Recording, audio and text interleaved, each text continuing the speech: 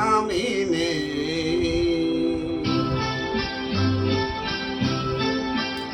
আমি নেই। ভাবতেই ব্যথায় ব্যথায় মন ভরে যায়, যেই ভাবি আর কোনোখানে আমি নেই, আমি নেই, আমি নেই।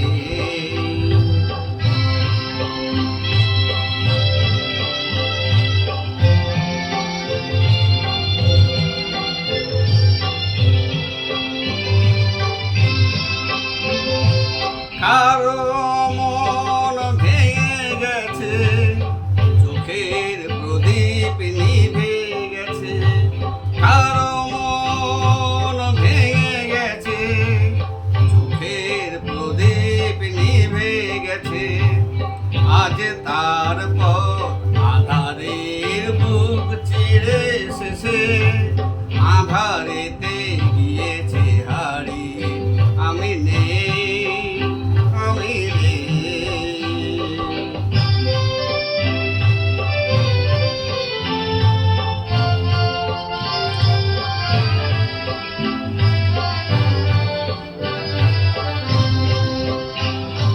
রঙে রঙে কতবার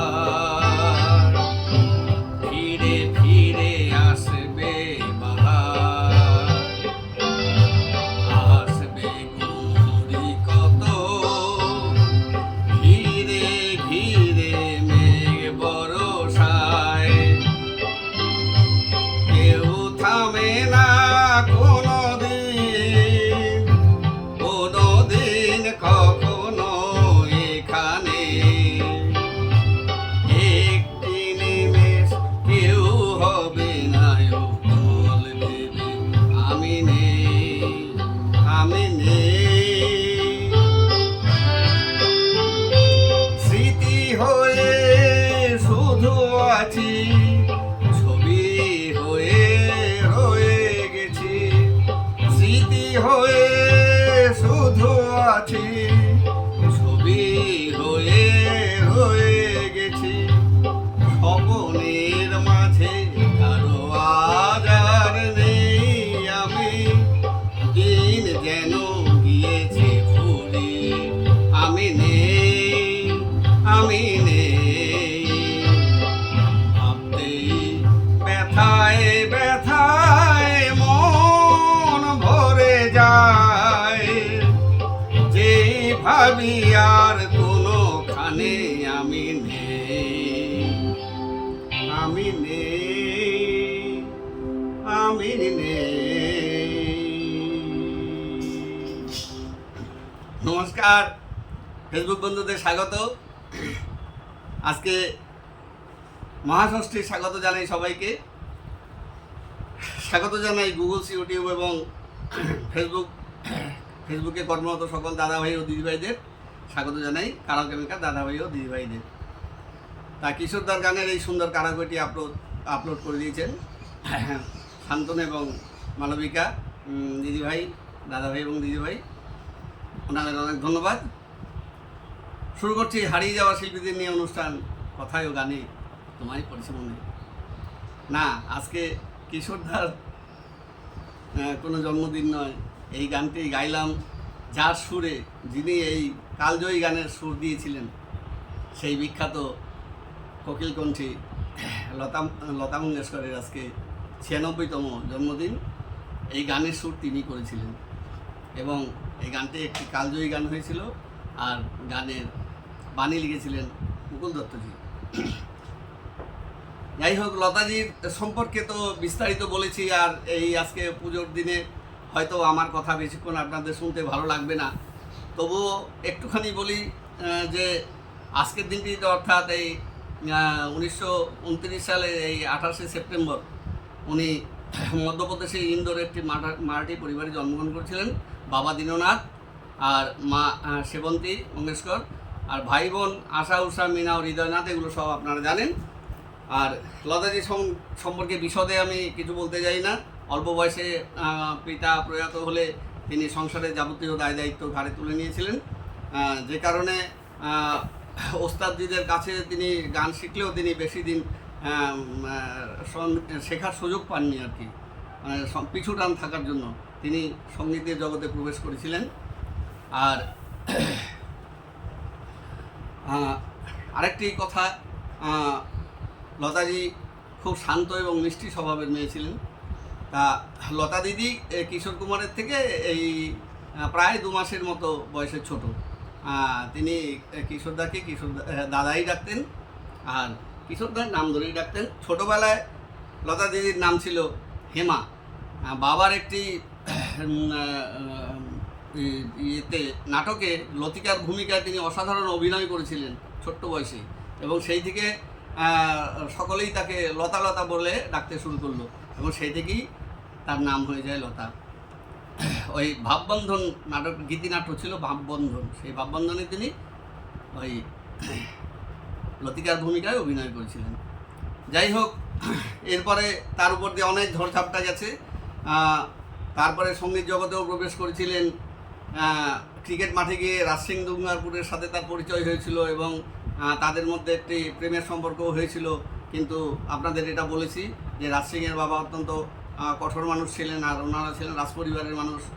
সুতরাং রাজসিংয়ের বাবা তাকে রাজসিংকে প্রতিজ্ঞা করিয়েছিলেন, উনি জানতে পেরেছিলেন আর কি ঘটনা, এবং যাতে তিনি রাজপরিবারের কন্যা ছাড়া কাউকে বিয়ে করতে পারবেন না, এটা তাকে প্রতিজ্ঞা করে নিয়েছিলেন, এবং রাজসিং কিন্তু সেই প্রতিজ্ঞা রক্ষা করেছিলেন। আর লতাজিও কিন্তু এরপরে এমনভাবে সঙ্গীতের জগতে জড়িয়ে পড়েন যে তিনি আর কোনো কিছুই ভাবার সময় পাননি, মানে বিয়ে থাকার কথা তিনি আর কোনোদিন মনে আনতে পারেননি। যাই হোক, তারপরে তো ইতিহাস, তার জীবনী আর কি বলবো, আপনারা সবই জানেন।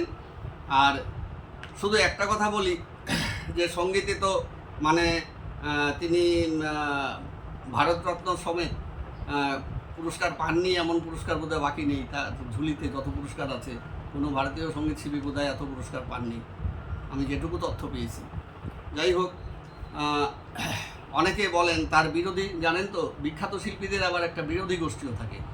লতাজিরও বিরোধী গোষ্ঠীও আছে। হ্যাঁ, অনেকেই মানে আমি যেমন উল্লেখ করে বলছি, আশাজি ফ্যান গ্রুপ একটা আছে, তারা সবসময় লতাজি নামে নিন্দামন্দই করে থাকেন, এমনকি সোশ্যাল মিডিয়াতেও করেন, এবং একথা বলে থাকেন তিনি নাকি খুব হিংসুটে ছিলেন। হ্যাঁ, তার জন্য অনেক শিল্পী উঠতে পারেননি মার্কেটে। হ্যাঁ, সত্যি খুব মানে খারাপ লাগে এগুলো শুনলে। আর লতাজি কিন্তু তার নিজের মধুর কণ্ঠের গুণেই তিনি ফিল্ম জগতে সকলের মন এবং হৃদয় জয় করে নিয়েছিলেন।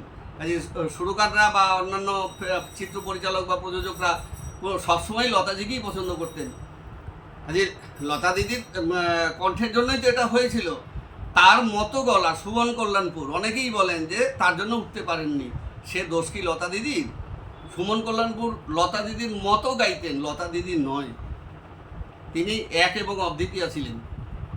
কাজেই তার জন্য তার বোনেরা নাকি উঠতে পারেনি, এই সমস্ত কথাগুলো না মানে খুব ছেদো কথা। এই কথাগুলো একদম বলা উচিত না। একজন বিখ্যাত শিল্পী যার পৃথিবী জোড়া নাম, হ্যাঁ, তার সম্পর্কে এই কথাগুলো কিন্তু একদম খাটে না। যাই হোক, আপনারা যারা সমালোচনা করেন তারা একটু বুঝে শুনে সমালোচনা করুন। খুব মিষ্টি স্বভাবের মেয়ে ছিলেন লতা দিদি, একটুই ফিট করে হেসে দিতেন। প্রচুর ডুয়েট গানও আছে, 40,000-এর কাছাকাছি গান গেয়েছিলেন। যদিও আশা দিদি পরবর্তীতে তার রেকর্ড ভেঙে দিয়ে গিনেস বুকে নাম তুলেছিলেন, লতা দিদি তো প্রথম গিনেস বুকে নাম তুলেছিলেন। যাই হোক, সেটা বড় কথা নয়। আমি সম্মাননার কথা আসছি। সম্মাননা তিনি যা পেয়েছেন, ভারতের কোনো গায়ক বা গায়িকা এত সম্মাননা পাননি। এমনকি ওই মার্কিন প্রেসিডেন্ট পর্যন্ত তাকে সম্মাননা দিয়ে সেখানকার নাগরিকত্ব প্রদান করেছিলেন। আর ফ্রান্সের তিনি সর্বোচ্চ সম্মাননা, অসামরিক সম্মাননা লেজিয়ন দন্ডের এই অফিসার খেতাব তিনি পেয়েছিলেন। যাই হোক, আমি লতা দিদির তো প্রচুর হিন্দি গান আছে, অতল সাগর, সে তো আমি হাতড়ে কুল পাবো না এত গানের। আজকে বিশেষ করে ভিডিও বেশি বড় করব না, 2-1টা তো বাংলা গানের অবতারণা করতেই হয়। যেমন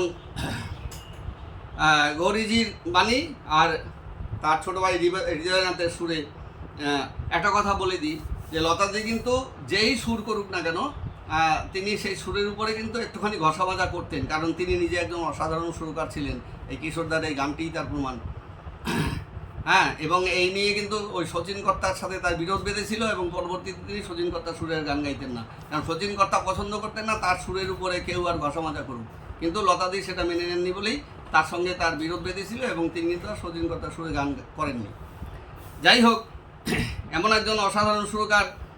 তিনি প্রত্যেকেরই সে ভাইকে তিনি লাইমলাইটে আনার জন্য হয়তো সবসময় ভাইয়ের নামটি সামনে রেখেছেন, কিন্তু নিজে কিন্তু একজন অসাধারণ সুরকার ছিলেন, এবং তিনি সবসময় তার সেরাটা দেওয়ার চেষ্টা করতেন।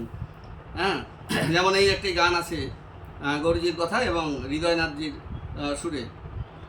তুমি তো সীতার চন্দন বৃক্ষ, থাকো যে গন্ধে ভরে, পাক ভুজঙ্গ আমার ঘুমিয়ে পড়ে, তোমায় জড়িয়ে ধরে বুকে করে, তুমি পাথর চোখেও দৃষ্টি, তুমি মাঘে মেঘেও বৃষ্টি। এই গান কিন্তু একটি আগমনী গান, এবং এই গান কালজয়ী গান হয়ে আছে তার গ্রন্থে। এরকম প্রচুর গান আছে, কথার উল্লেখ করবো, কারণ তিনি হিন্দি জগৎকে যতটা সমৃদ্ধ করেছেন, বাংলা ফিল্ম ইন্ডাস্ট্রিকেও কিন্তু কম সমৃদ্ধ করেননি। প্রত্যেক বছর পুজোর সময় তার এই সমস্ত গানগুলোর রেকর্ড বেরোতো। এগুলো তো মানে বাংলা আধুনিক গান, এই গানগুলোর রেকর্ড বেরোতো প্রত্যেক বছর পূজার সময়। যেমন সলিল চৌধুরীজির কথায় সুরে অসাধারণ গান তিনি গেয়েছেন। পদ্ম পাতায় ভোরের শিশির যেন, পদ্ম পাতায় ভোরের শিশির যেন, তোমার ভালোবাসা হো রোদের আলোয় মিলাও তুমি, জেনেও তবু আশা পদ্ম পাতায়। লতা দিদির গান কি আমি গাইতে পারি? কিন্তু গানগুলো তো, এই গানগুলো শুনলে আপনাদের তো মনে পড়ারই কথা। এরকম প্রচুর গান আছে, যেমন আষাঢ় শ্রাবণ মানে না তো মন, ঝড়ো ঝড়ো ঝড়ো ঝড়ো ঝরেছে, তোমাকে আমার মনে পড়েছে, তোমাকে আমার মনে পড়েছে। এসব গান অতি বিখ্যাত গান, কোনোদিন পুরনো হবে না। তারপরে নিঝুম সন্ধ্যায় পান্থ পাখিরা বুঝিবা পথ ভুলে যায়, এই গান। এছাড়া তো সব গান আপনারা জানেন, প্রচুর গান তিনি বাংলা জগৎকে, সঙ্গীত জগৎকে সমৃদ্ধ করেছেন। যাই হোক, আমি আজকে আর ভিডিও দীর্ঘায়িত করছি না, শুধু এইটুকু বলি যে প্লিজ প্লিজ আপনারা লতা দিদির এইভাবে সমালোচনা করবেন না। ওনার মতন মেয়ে হয় না, উনি অত্যন্ত ভদ্র বিনয়ী এবং খুব মিষ্টি স্বভাবের মেয়ে ছিলেন, তাই তার নামে আপনারা একদম বদনাম করবেন না। উনি নিজে কোনো হিংসুটে ছিলেন না, কারণ ফিল্ম ইন্ডাস্ট্রির সমস্ত সুরকারেরা, ফিল্ম প্রযোজক পরিচালকরাই চাইতেন সবসময় লতা দিদিকে গান দিতে, এবং সেই কারণেই লতা দিদি তার নিজের গুণে, তার কণ্ঠের গুণে তিনি চিরবিখ্যাত হয়ে আছেন ভারতবর্ষে বুকে, এবং তার জায়গা কেউ নিতে পারেনি আজ পর্যন্ত। এটা তো লতা দিদির দোষ নয়।